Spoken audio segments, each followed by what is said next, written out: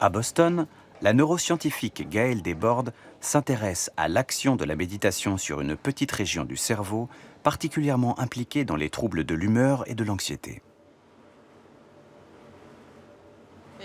Ah là, je pense qu'on la voit bien. Cette région, constituée de deux petits lobes symétriques, s'appelle l'amygdale.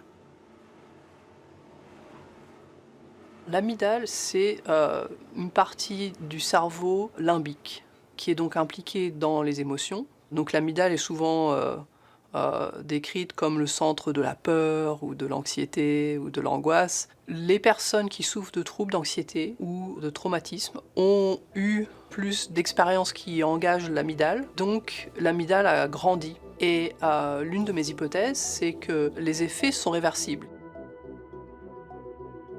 Méditer permettrait-il alors de réduire l'activité anormale de l'amygdale, voire même d'en modifier la taille?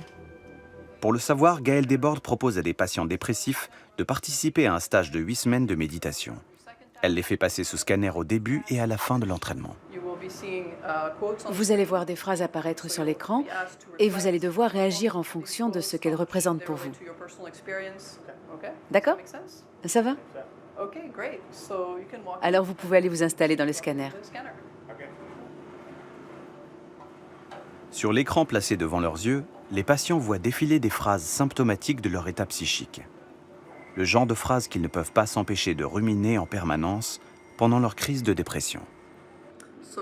Si vous avez bien compris et si vous êtes prêt, appuyez sur le bouton. Super, on peut commencer. Je suis nul, je suis nul, je suis nul, je suis nul.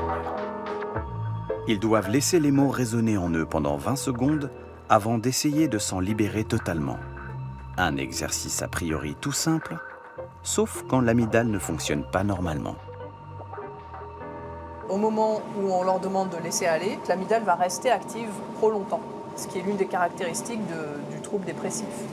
Et donc on pense qu'après leur formation de 8 semaines de méditation, les sujets seront capables de désengager l'amygdale et donc renormaliser en fait comment leur cerveau répond aux émotions.